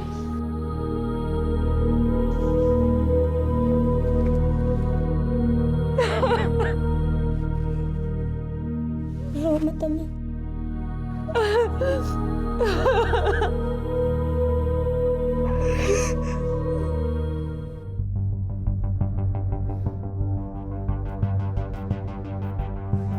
सर दोस्तों से मांग के थक गया था सर मैं, किसी ने मदद नहीं की मेरी। फिर एक दोस्त ने मदद की सर, लेकिन वो भी पैसे चले गए। तुमने अपना कार्ड ATM में आखिरी बार कब और कहाँ यूज किया था? सर कल सुबह बोरीवली के ITI बैंक के ATM से कुछ पैसे निकाले थे मैंने। मेरी बच्ची हार्ट पेशेंट है सर, अगर उसको ऑपरेशन नहीं हुआ तो वो मर जाएगी साहब। सर प्लीज मेरे पैसे वापस दिला दो सर। आप शांत हो जाइए, पानी पीजिए, देखते हैं हम क्या कर सकते हैं। इस केस को हम प्रायोरिटी पे फॉलो करेंगे, आप सबके पैसे मिल जाएंगे, डोंट वरी। चलिए सर।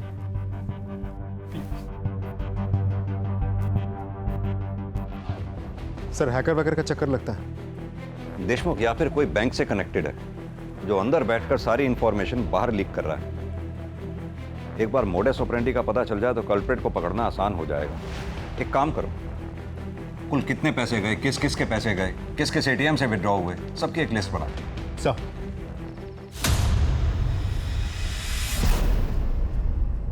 20 से ज्यादा लोगों की शिकायतें दर्ज की गई हैं अब तक। कुल 21 लाख रुपए गायब होने की संभावनाएं सामने नजर आ रही हैं। इस बीच पुलिस अधिकारी बारीकी से मामले की तफ्तीश कर रहे हैं। जैसा कि आपने अभी देखा, पुलिस ने और लोगों से अनुरोध किया है कि किसी के साथ ऐसा कुछ हुआ हो तो वो सामने आकर रिपोर्ट दर्ज करवाएं।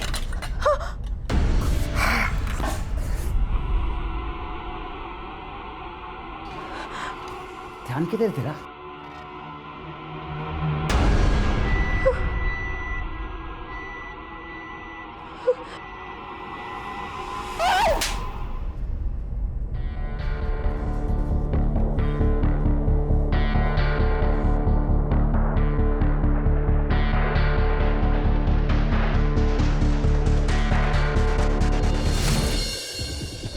ये सभी विटनेस के स्टेटमेंट। सर इसमें एक चीज कॉमन है, सभी विटनेस ने उस दिन बोरीवली का ITI बैंक का ATM यूज किया था। Borivali ITI bank? जो एक काम करो, देशमुख को बोलो बोरीवली का ITI बैंक के ATM को फौरन चेक करें, क्विक।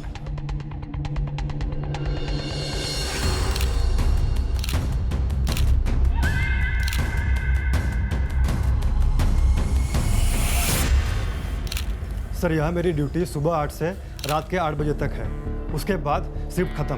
फिर तुम्हारे चले जाने के बाद? सर दूसरा गार्ड है ही नहीं, मैं सिर्फ अकेला हूँ। CCTV camera? सर वो तो मेन ब्रांच से कनेक्टेड है।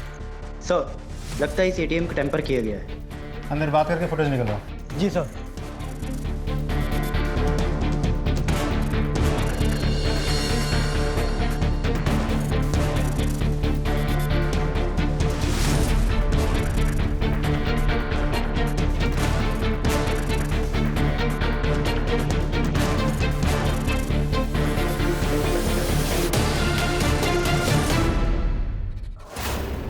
और 8 बजे के बाद का क्या?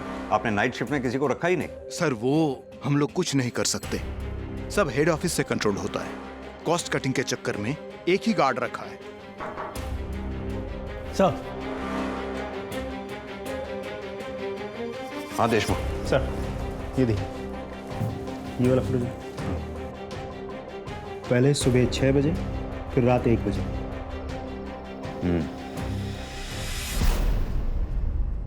ये देखिए, ये लेटेस्ट मॉडल है और ये बेस्ट फोन है। इनफैक्ट मैं खुद ये फोन खरीदने वाली हूँ।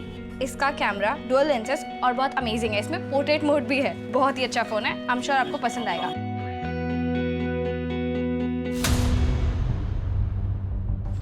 सर कोई गैंग है यही बात तो क्लियर है, लेकिन एग्जैक्ट मोडस ऑपरेंडी क्या है ये तो सीसीटीवी से भी समझ में नहीं आ रहा। देशमुख, मुझे लगता है या तो इन लोगों के पास कोई मशीन है या फिर कोई ऐसा पार्ट जिसे ये सुबह आकर एटीएम मशीन में फिक्स कर देते हैं, जो उस दिन यूज हुए सभी डेबिट कार्ड, क्रेडिट कार्ड, सबकी डिटेल्स को रीड कर लेता है और रात को मौका पाकर वो मशीन को निकाल के ले जाते हैं। और फिर उन्हीं कस्टमर्स की इन्फॉर्मेशन यूज करके अलग अलग बैंक से पैसे विड्रॉ करते होंगे। लेकिन एक बात मुझे समझ में नहीं आ रही है सर, इस गैंग को कैसे पता होता है कि मशीन लगाते वक्त या निकालते वक्त कोई उन्हें देख नहीं लेगा, किसी की नज़र नहीं होगी उन पर, या फिर बैंक में बैठ के सीसीटीवी में कोई सब कुछ मॉनिटर नहीं कर रहा होगा।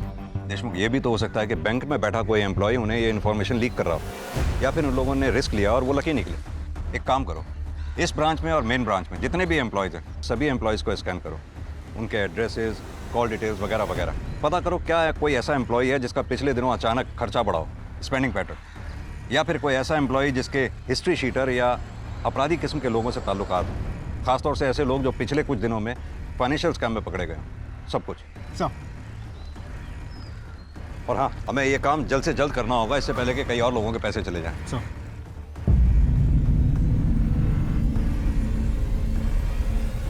देखो जरा।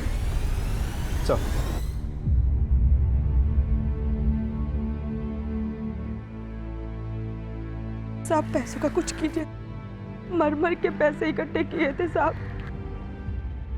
एक और विक्टिम। ये दवाई और लगेगी। और वो पिछली बार लेके आया था वो तो खत्म हो गई। आपने पैसे डिपॉजिट किए ऑपरेशन के लिए? जल्दी करिए, कंडीशन बहुत खराब है। ऑपरेशन नहीं किया तो प्रॉब्लम हो जाएगी। नहीं, मैं कोशिश कर रहा हूँ। एक फाइनेंशियल एड फैसिलिटी है, हर हॉस्पिटल में होती है, हमारा हॉस्पिटल भी देता है। आप उनसे बात करके देखो ना। जी, थैंक यू। मतलब बेसिकली आपको ऑपरेशन का 30% पैसा जमा करना होगा, बाकी का पैसा आपको हॉस्पिटल लोन में देगा। सर हमारे पास पैसे होते तो हम यहाँ नहीं आते। उतना तो लगेगा ही, उसके बिना नहीं होगा। आप कोशिश तो कीजिए। और हाँ, तब तक आप अपने आईडी प्रूफ, बैंक की स्टेटमेंट और आईटीआर्स के पेपर भी जमा करा दीजिए, वो भी साथ में लगेंगे। किसी के उठाए एक कदम से न जाने कितने परिवार और अनगिनत लोगों की जिंदगियां तितर-बितर हो जाती हैं। और दुर्भाग्यवश चोरी करने वाला चोर एक पल के लिए रुककर यह नहीं सोचता है कि उसके इस किए का परिणाम क्या होगा। यह भी नहीं सोचता है कि अगर कोई उसके साथ ऐसा करे तो उसका क्या हाल होगा। कौन थे ये चोर जो अपने फायदे के लिए किसी भी हद तक जाने को तैयार थे, फिर वो चाहे किसी के सपनों की बलि चढ़ाना हो या किसी की जान की। सर बैंक एम्प्लॉयज़ के call details, addresses, background check सभी स्कूटनी कर ली, लेकिन कुछ हाथ नहीं लगा। जिन एटीएम से पैसे विड्रॉ किए गए थे उन सभी एटीएम्स के सीसीटीवी फुटेज भी हमने चेक कर लिए। हर फुटेज में वही 3 सस्पेक्ट नजर आ रहे हैं, लेकिन किसी भी फुटेज में उनकी आइडेंटिटी से जुड़ी कोई इन्फॉर्मेशन हाथ नहीं लगी सर। देशमुख, उन एटीएम्स के आसपास कितने मोबाइल टावर हैं ये पता लगाओ। उस वक्त उस एरिया में एक्टिव हर फोन की इन्फॉर्मेशन निकलवाओ। अब इन तीनों तक पहुंचने का यही एक तरीका है। लेकिन सर उस टाइम तो वहाँ हज़ारों फ़ोन एक्टिव होंगे। शिंदे, 1000, लाख, 10 लाख जितने भी हो, ऐसी सिचुएशन में हमारे पास कोई और ऑप्शन नहीं है। राइट, कई लोगों की, कई फैमिलीज की उम्मीदें हम पर टिकी हैं। चाहे जो भी हो, इन क्रिमिनल्स को जल्द से जल्द पकड़ना है, एट एनी कॉस्ट। जी सर।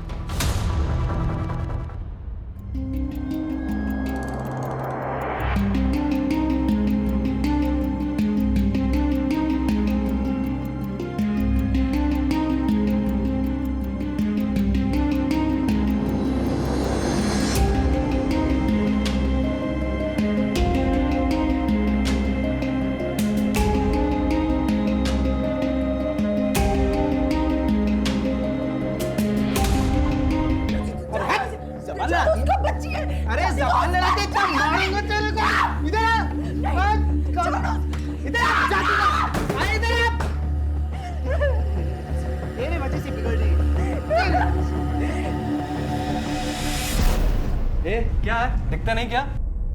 समीर बच्ची है यार, रिलैक्स। आसमा, क्या हुआ? चलो यार, मुझे लेट हो रहा है, मैं निकलती हूँ। तन्वी, तुम घर जाओ, मैं सना को छोड़ के आता हूँ। ठीक है, तू चुप हो जा, मेरे साथ। क्या हुआ?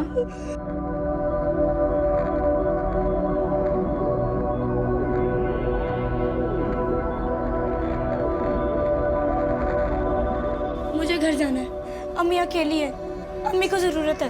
आसमा शांत हो जाओ, रिलैक्स, बैठो, पानी पियो पहले। मुझे ये बताओ कि क्या हुआ? किसी ने डांटा, मारा किसी ने?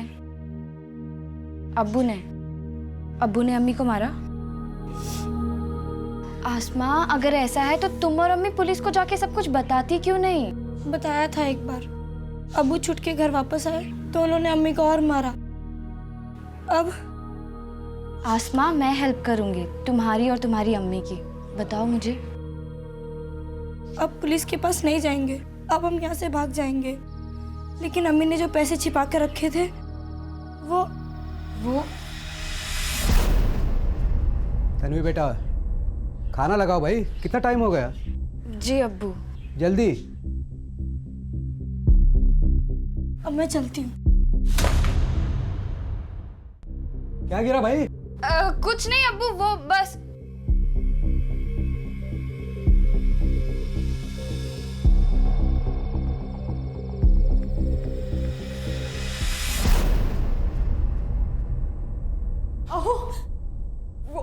वो मनो की सांसें फिर से रुक गई है। अरे तो डॉक्टरला बोलो ना, डॉक्टर कुठे है? डॉक्टर अंदर है, लेकिन वो बोल रहे हैं कि पैसों के बिना वो ऑपरेशन नहीं करेंगे। यार सब मेरी गलती, अपने बेटी के ऑपरेशन के लिए पैसा नहीं जमा कर पा रहा हूँ मैं। क्या करूँ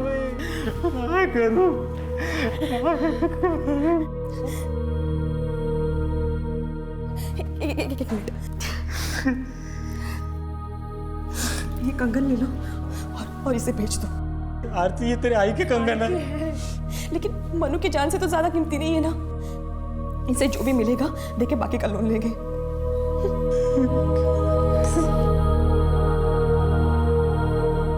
शरत, आरती और उन जैसे कई पीड़ितों की स्थिति वाकई में दुखदाई थी। किसी तरह से उनकी बेटी मानसी का ऑपरेशन किया गया, लेकिन उनकी परेशानियां फिर भी बरकरार थी। इलाज के लिए गए कर्जे ने उनका जीना दूभर कर दिया था। वहीं दूसरी तरफ मायूस जिंदगी और बेरहम हिंसक पति से बचकर अपनी बेटी अस्मा के साथ कहीं दूर भाग जाने की जोया की योजना दिन ब दिन नाकामयाब नजर आ रही थी। इधर पुलिस अब भी अपनी कोशिशों में लगी हुई थी। उनके सामने कुछ 5 लाख फोन नंबरों में से अपराधियों के 3 फोन नंबर्स को ढूंढ निकालने जैसा विशाल का लक्ष्य था। बदकिस्मती से समय निकलता जा रहा था, पीड़ितों की परेशानियां बढ़ रही थीं और साथ ही बढ़ रहा था चोरों का हौसला।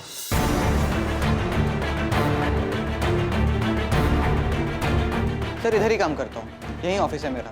उस दिन थोड़ा काम था इसलिए जल्दी आ गया। सर मैं उसी एरिया में काम करता हूँ।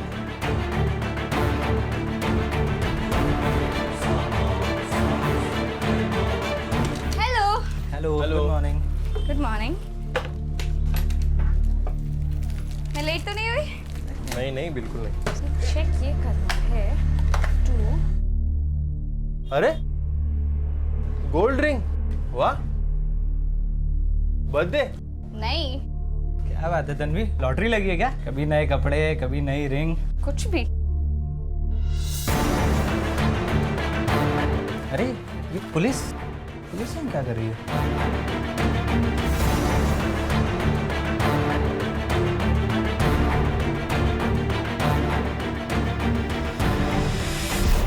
तन्वी कुरैशी।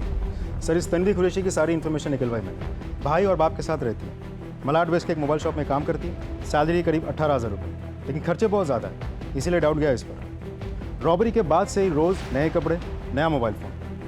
अभी तक कोई ठोस सबूत तो हाथ नहीं लगा सर। देशमुख, वो सीसीटीवी फुटेज फिर से दिखाओ मुझे। सर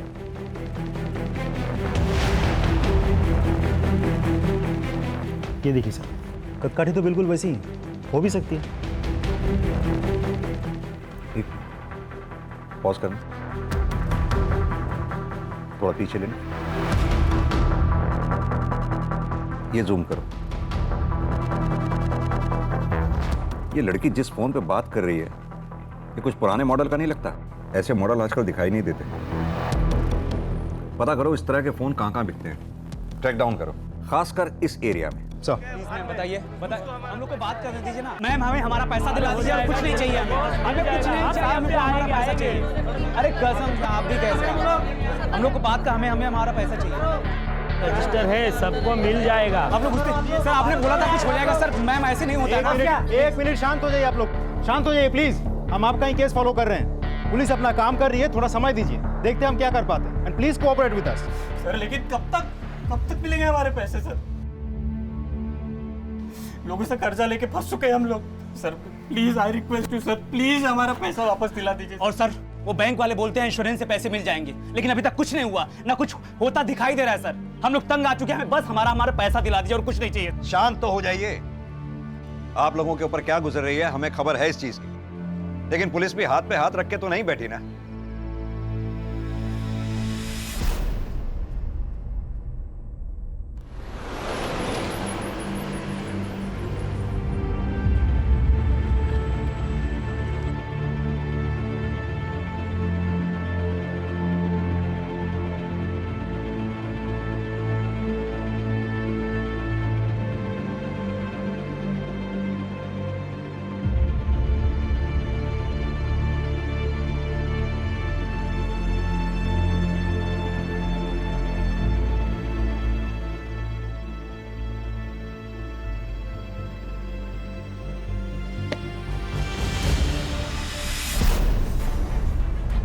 हर फोन का अपना एक यूनिक IMEI नंबर होता है जिससे उस फोन को ट्रैक किया जा सकता है। ये काम मानो घास के ढेर में सुई ढूंढने के समान था। उसी दौरान उसी जगह पर एक्टिव 5 लाख फोन नंबरों में से एक नंबर की पहचान की गई थी। केवल अपने कर्तव्य और निष्ठा के चलते पुलिस ने यह लगभग असंभव सा काम संभव कर दिखाया।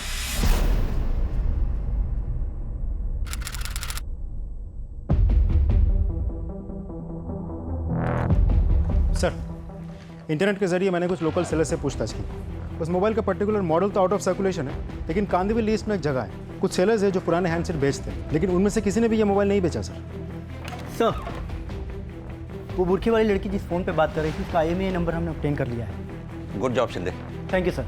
जब उसने फ़ोन पे बात की तो उसकी टाइमिंग और लोकेशन को मैच करके हमने नंबर निकाल लिया। Very good sir. अब इस IMEI नंबर पकड़ के हम उस दुकान तक पहुंच सकते हैं जहाँ से ये मोबाइल बेचा गया था। Great, get it as soon as possible. Sir. हाँ सर, एक नहीं 3 मॉडल बेचे थे ये। एक आदमी आया था जिसको पुराने मॉडल चाहिए थे। उसकी शक्ल वगैरह याद है? ठीक से तो याद नहीं सर, लेकिन बता सकता हूँ नॉर्मल हाइट का था और 30 के आसपास, मतलब 35 के अंदर समथिंग। शक्ल याद नहीं है, लेकिन 3 फ़ोन बेचा था वो याद है। वो तो सर कंपनी ने एक्चुअली मॉडल बनाना बंद कर दिया था और मैंने बोला भी था उसको वो मॉडल लो जो मार्केट में चल रहा है, वरना पार्ट्स नहीं मिलते सर। उसमें मेरा भी थोड़ा सा फ़ायदा था कि मेरा पुराना स्टॉक निकल रहा था। बायर के डिटेल्स वगैरह? हाँ सर, 6 महीने पहले तक की डिटेल रखता हूँ मैं। 1 मिनट सर, CCTV नहीं है। शिंदे, इतने लकी तो हम हो नहीं सकते कि हमें CCTV फुटेज भी मिल जाए। एकदम लकी हैं सर आप, मिल गया डिटेल। ये बायर का नाम, यही डिटेल देकर उसने सिम कार्ड खरीदा था। Thank you.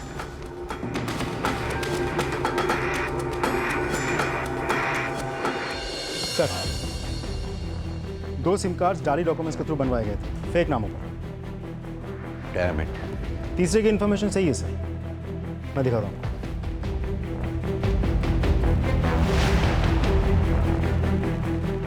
ये देखिए सर, ये तीसरा सिम किसी इजरायली औरत के नाम पर लिया गया है, Adina David. Israeli lady? Yes sir. Sir, ये किसी इंटरनेशनल रैकेट का तो काम नहीं है? यानी कि ये इजरायली लेडी चोरों से कनेक्टेड हो सकती है। कांटेक्ट किया है इसे? सर, हमने सोशल मीडिया के थ्रू मैसेज तो भेजा है, जब वो रिप्लाई करेगी तब। अगर वो रिस्पॉन्ड करे तो? सर, हमारे पास कोई चॉइस भी तो नहीं है, क्योंकि दुकानदार ने बहुत जनरल इन्फॉर्मेशन दिया था। शक्ल, सूरत, हाइट, पर्सनैलिटी वो भूल गया था। यानी कि देशमुख, ये इजरायली लेडी ही अब हमारे लिए लास्ट उम्मीद है। फिलहाल तो ऐसे लग रहा है सर। देशमुख, इजरायल एम्बेसी से कांटेक्ट करो, शायद इस लेडी के बारे में कुछ पता चले। सर। उस लड़की का क्या हुआ जो मोबाइल स्टोर पे काम करती है? हम नजर रखे हुए हैं, हर मोमेंट कैप्चर हो रहा है।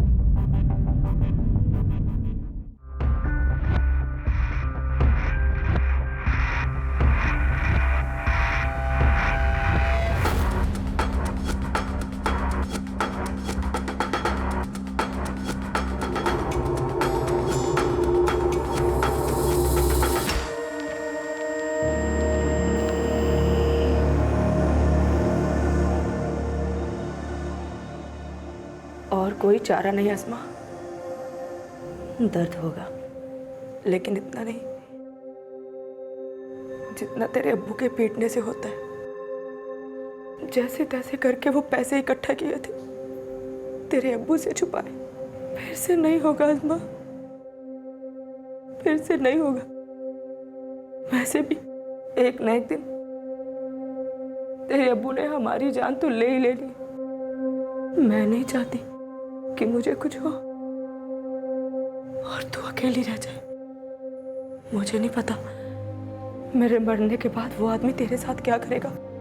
तू नहीं समझती अज़मा, तेरी खातिर बोल रही हूँ अज़मा, तेरी खातिर बोल रही हूँ।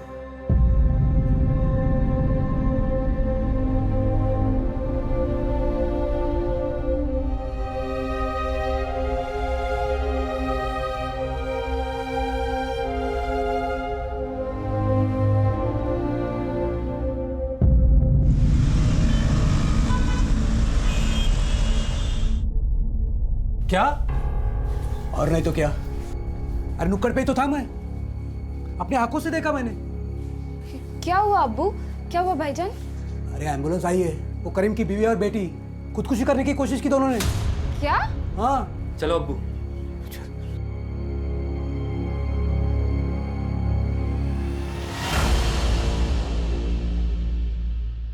इट्स अंडर कंट्रोल, ठीक हो जाएंगे दोनों।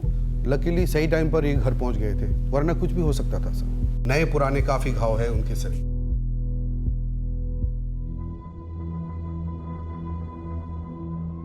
लेकिन इस बार तुम्हें डरने की जरूरत नहीं है। तुम और तुम्हारी बेटी, तुम दोनों ही सेफ हो। क्यों? सेफ रहेंगे ना दोनों? नजर रहेगी हमारी, कुछ गलत नहीं होना चाहिए। बिल्कुल सर, सेफ रहेंगे सर।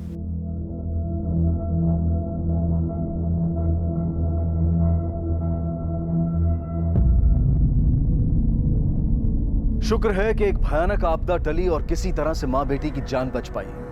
लेकिन चोरी हुए पैसों को लेकर जोया और अन्य पीड़ितों की तकलीफें अब भी बरकरार थी। एक तरफ पुलिस किसी भी तरह की बढ़त पाने में असफल थी और दूसरी तरफ चोरों की हिम्मत और हौसला दिन ब दिन बढ़ता जा रहा था। इस सिलसिले के जारी रहते कई मासूम लोगों की बलि चढ़ना तय था। सर, उस इजरायली औरत का रिप्लाई आ गया है। Very good. नंबर भेजा है सर, कॉन्टैक्ट करो। Yes sir. Hello? Miss Arina David? Yes. This is Police Sub-Inspector Amit Deshmukh, Mumbai Police, India. Okay. Arina, we got to ask you a few questions, okay? Okay. Arina, why were you in India that time? What was the purpose? Oh, I come to India for attend to wedding. Okay. Now, did you buy any mobile handset during your stay in India? No, I had my own headset. Oh, I buy SIM card over there. Oh, that's okay, fine. We know about it. Now, do you remember, did you give your details to someone? I give all my details to the shop, right? And it was so legal. Arina, was it a young lady? No, it was young boy. It's like his name Rohu, I can't remember. Okay. Where was this shop exactly? Where did you buy the SIM card from? It's something like Bori. Is that Borivali, right? Right, Borivali. Okay, Adina. Thank you. Thanks, Arina. Sir वही है, रोहेल। दोनों एक ही दुकान में काम करते थे।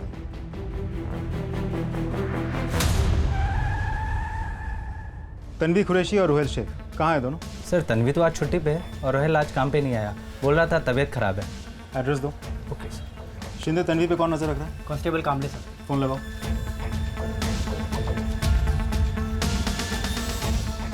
Hello, कामले sir से बात करो। Hello sir. तन्वी घर से बाहर निकली क्या? नहीं साहब, मैं सुबह से इधर ही हूँ। वो घर के अंदर ही है, सिर्फ उसका भाई बाहर निकला है। बहुत अच्छा। हर एक सेकंड नजर रखना। अगर वो घर से बाहर निकले तो पीछा करो और मुझे अपडेट करो। हो सर, जय Hind. Okay sir, address. Thank you. Rohail तो घर पे है नहीं सर, क्या हुआ? लेकिन रोहिल ने दुकान पे तो बोला कि उसकी तबीयत खराब है। वो सुबह दुकान के लिए ही निकला था।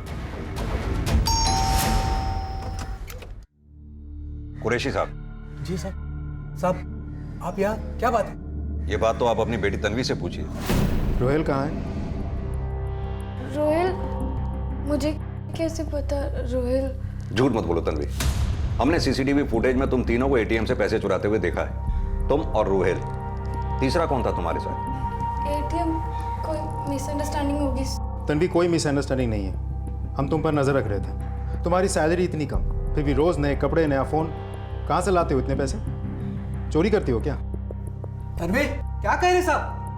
नए कपड़े, फोन, क्या है ये सब? अब्बू, वो सब लिया था मैंने, पर आपको गुस्सा आता है इसलिए छिपा के रखा था अब्बू। लेकिन अब्बू यकीन मानिए, ये सब खरीदने के लिए पैसे भाई ने ही दिए थे, और भाई ने कहा था कि आपसे छिपा कर रखने को, वरना आप भाई को काम करने से रोकते, इसीलिए। अब्बू सॉरी, मुझे ये सारी अच्छी चीजें चाहिए थी, इसीलिए ये सब हुआ। यकीन मानिए, मैंने कोई चोरी नहीं की, कसम से मैंने कुछ नहीं किया, मैं कुछ नहीं जानती। तो फिर रोहिल से तुम्हारी मुलाकात कैसे हुई? मोबाइल शॉप में? नहीं सर, रोहिल को मैं स्कूल टाइम से जानती हूँ और शॉप में भी काम करता है, पर वो और भाई बहुत अच्छे दोस्त हैं, साथ ही होते हैं हमेशा। भाई का नाम क्या है? समीर। चलो तन्वी, अगर हम तुम्हारी बात मान भी लें कि तुम इन चोरी में शामिल नहीं हो, हमने सीसीटीवी फुटेज में 3 लोगों को एटीएम से पैसे चुराते देखा है। 2 लोग तो हो गए, रोहिल और समीर। तीसरी लड़की कौन हो सकती है अगर तुम नहीं हो तो? नहीं पता सर, शायद भाई की गर्लफ्रेंड सना हो। ये समीर कहाँ मिलेगा?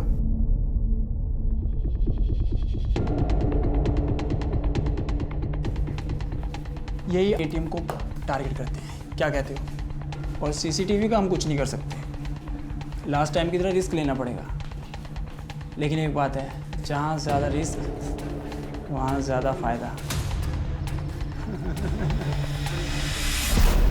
सर, मुझे लगता है हमने दोनों को मिस कर दिया। नहीं देशमुख, अभी देर नहीं हुई है। इन तीनों के फोटोग्राफ्स बैंक्स और एटीएम्स के आसपास सर्कुलेट करवाओ, लेकिन होशियारी से। अगर इन तीनों को जरा सी भी भनक लग गई तो ये भाग जाएंगे, पकड़ना मुश्किल हो जाएगा इन्हें। सर,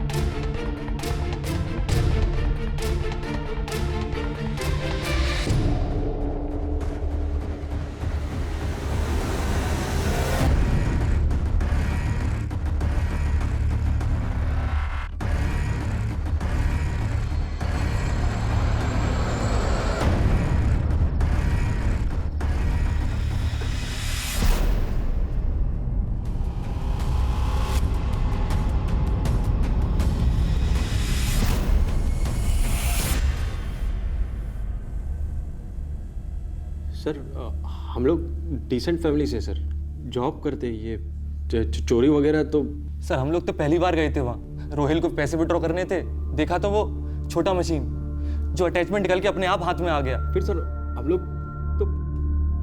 बहुत हो गया, सिर्फ सच बोलो। तुम्हें पता है वुमेन्स जेल के अंदर हालत कैसी होती होगी? सजा है वो तो एक बात है, लेकिन जेल के अंदर बाकी के कैदी तुम्हें जीने नहीं देंगे। तुम्हारी वो हालत करेंगे जो तुम झेल नहीं पाओगी, और ना ही तुम्हें वहां कोई बचाने आएगा। समझ रही हो मैं क्या बोल रहा हूँ? बगल वाले लॉकअप में समीर और रोहिल का इंट्रोगेशन चल रहा है। उन दोनों में से किसी एक ने भी मुंह पहले खोल दिया ना, तो बाकी दोनों की सजा बहुत लंबी होने वाली है। अब तुम सोच के डिसाइड कर लो, हमारे साथ कोऑपरेट करोगी या?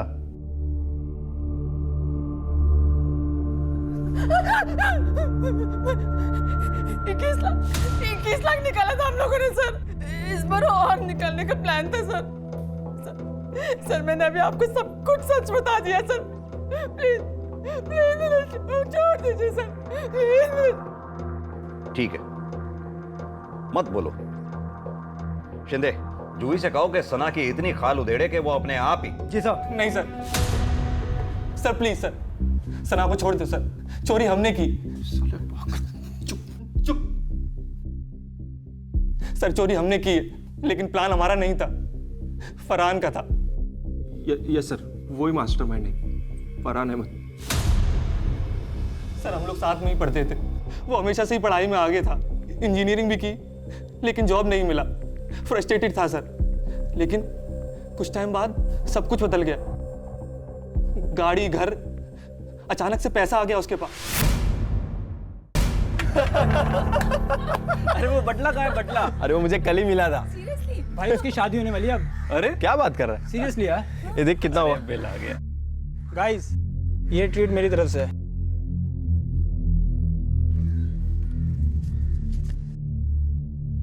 क्या बॉस, कोई लॉटरी लगी है क्या? समझ ले, लग गई है लॉटरी। मजाक मत कर, सच बता।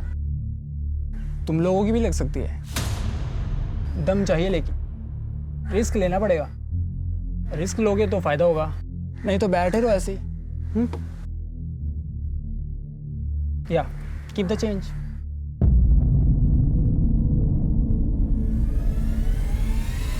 सर चोरी की हमने। हम लोग सुबह सिक्योरिटी के आने से पहले ही आईटीआई बैंक के उस एटीएम में जाकर ये स्किमर और एक छोटा सा कैमरा इंस्टॉल कर देते थे। स्किमर उस एटीएम में इस्तेमाल हुए हर कार्ड का डेटा चुरा लेता और कैमरा लोगों के टाइप किए पासवर्ड को रिकॉर्ड कर लेता था। फिर हम रात को सिक्योरिटी के जाने के बाद आकर अपना स्किमर और कैमरा ले जाते थे। उसमें रिकॉर्डेड डेटा से हम डुप्लीकेट्स कार्ड बनवाते और फिर उन्हीं कार्ड्स के जरिए अलग अलग एटीएम में जाकर पैसे निकालते थे। लेकिन प्लान हमारा नहीं था सर, प्लान फरहान का था। Good job. अब चोरी किया डाटा डाउनलोड करना है और नए कार्ड्स बनवाने हैं और फिर नोटों की छपाई।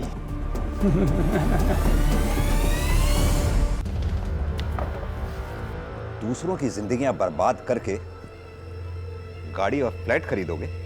जिनके पैसे लूटे उनके बारे में कभी सोचा? कितनी दिक्कतें आई होंगी उन्हें। किसी का बच्चा अस्पताल में, किसी के माँ बाप गरीबी की जिंदगी जी रहे हैं, किसी की सारी सेविंग लूट गई। सोचा कभी उनके बारे में?